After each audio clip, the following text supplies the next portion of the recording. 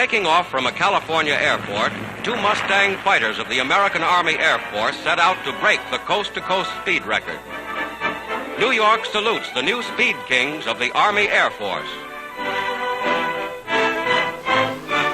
Welcome to Warbird Country, one of the must-see locations at Sun and Fun. We sat down with Bill Fisher, Executive Director of the EAA Warbirds of America, to learn more about this popular stop. Our purpose is to help preserve the history and aircraft that are former military aircraft. So anything from trainers, bombers, fighters, cargo planes, you name it. People are out there restoring those old aircraft and bringing them to air shows and displaying them, preserving the history. We're a membership organization, and you don't have to be an owner, operator.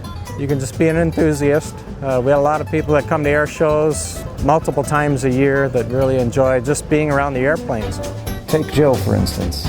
The plane behind me is a T-28, and this was used to train Navy, Marine, and Coast Guard and some foreign students. It's an important aspect of history and needs to be told.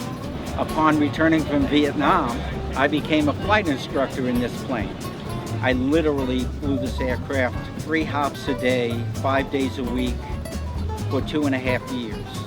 There's a really good subject matter with the warbird community with interesting paint jobs and nose art and that kind of thing. This was an original basically based on a World War II nose art with an official squadron marking. So there was a bird in World War II with this paint on it. This is the Silver Dragon. This is one of the more original A-26s out there. If you take the World War II pilot's manual, it comes right back up with these illustrations. I'm the luckiest person on earth. I get to tag along on this thing and show this to people. Some of the aircraft that we see restored look like they just came off the assembly line from North American Aviation. They're gorgeous. Having those planes flying and going to air shows really helps tell that history and inspire future generations to get into aviation. The airplane actually did see combat, but it has been completely restored and converted into a TF, which is a trainer fighter.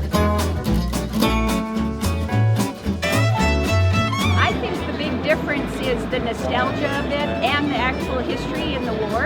It is Warbird, and Warbirds of America are preserving aircraft like this all the time. As you know, you can see a lot of them here. And Stallion 51, I think, is key in bringing people in for those training flights, those orientation flights, to keep it alive. The other group we have, the pilots, owners, operators, that are really passionate about restoring the aircraft and keeping them flying. That's kind of our motto, keep them flying, so that the younger generation can hear about the history and why these airplanes were so important back in the day.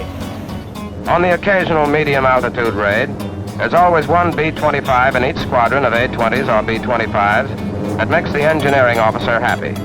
It's the lead ship. You know, the B-25, when it entered service, is before World War II, right at the beginning of World War II. It saw service in every theater, in every major conflict by all the Allied Air Forces. It was the only combat-equipped airplane to have that distinction, serving with all the Allied Air Forces and all the theaters of the war, from the beginning of the war to the end of the war. The history associated with so many things is being forgotten, especially with a lot of aircraft. Fortunately, the Warbirds of America are fighting to keep this history alive with their bi-monthly magazine, which highlights the many projects, people, and efforts it takes to keep these aircraft airworthy. Within the next few years, we hope within the Warbird community to see younger people get involved, not only from the pilot standpoint, but the mechanics. We do see a number of young guys coming into the profession, young girls too, that are excited about warbirds and passionate about aviation. So the future looks bright, it really does.